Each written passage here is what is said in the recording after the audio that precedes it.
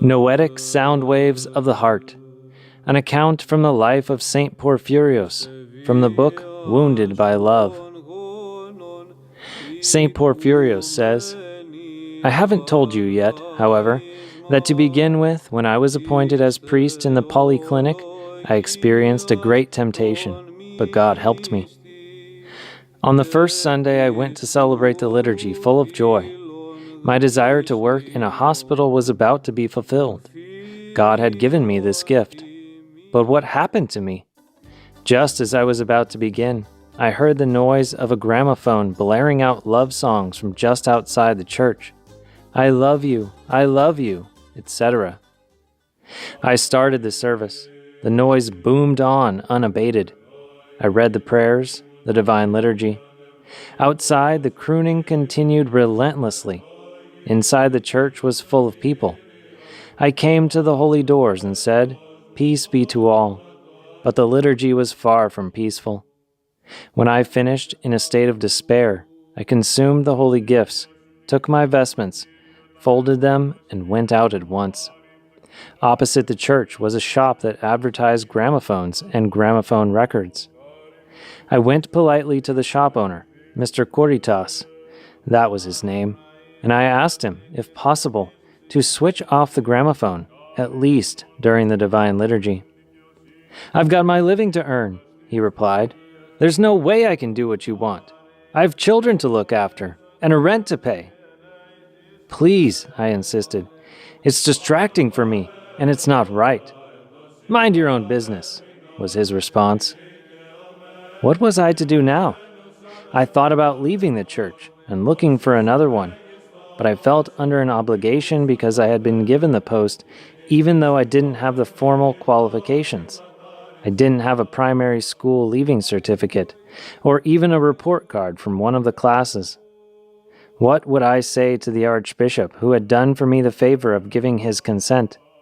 What would I say to Professor Alivizatos, who had done his utmost to have me appointed? I became deeply depressed. I sat in the sanctuary and thought, what would I do? I said to myself that I would have to leave. I couldn't stay any longer. How could I live in there? How could I celebrate the liturgy?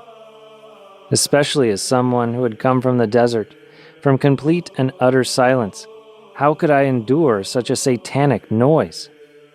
All the bussers from Nicaea, from Peristeri, and from Piraeus passed in front of the church door, and you could hear the constant sound of their horns hooting as they went up and down. I resolved to leave, but how would I announce it? I returned home dejected. I didn't know what to do. At the time, I was living in the Likavitos district in Doxapatri Street. I went back there and racked my brains. I didn't even want to eat. What was I to do? I had been so overjoyed that I had found a post in a hospital and that I would see sick people, that I would be able to look after them, to talk to them, to hear their confessions and give them Holy Communion. Now what? Only God could extricate me from this difficult situation, and so, in answer to the dreadful problem I was facing, I said to myself, whatever God says. My God, I thought, I don't want you to speak to me. I don't want you to show me a sign, but with your own love reveal to me something simple that will enable me to know whether I should leave or stay. Something very simple. I'm not asking for some miracle. I'm ashamed to. And so, I decided to fast for 3 days without even putting water in my mouth, praying in complete silence and waiting for an answer from God. And the answer came. While I was in the chapel of St. Gerasimos, various people came in to light a candle. At one point, a woman came in with her child. The boy would have been in the first year of secondary school. He was carrying his school books with him. One of them was his physics textbook. I asked him if I could have a look at it, because I was always curious to learn something new. As I was leafing through it, I alighted on a page showing the following experiment. If you throw a small stone into a calm lake, you will see the water making ripples over a small area. If you then throw in a larger stone, the ripples become larger and extend over a larger area so that they outflank the first ripples. At that moment, I received the answer to my dilemma. It was divine illumination. I reasoned as follows.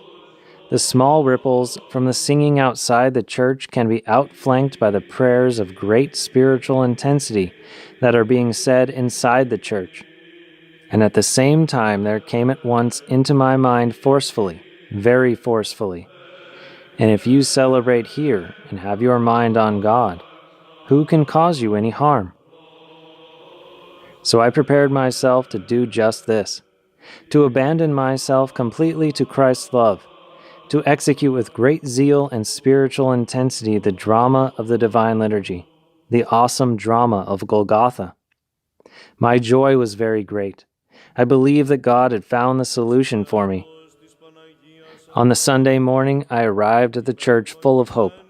I gave the blessing to begin. My mind was focused solely on the divine worship. I felt that I was in heaven as well as on earth, and with me was the congregation, God's flock, initiates in the mystery of His Word.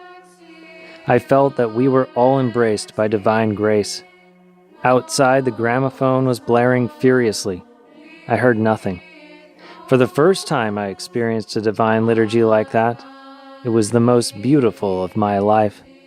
And from then onwards, all the divine liturgies were the same.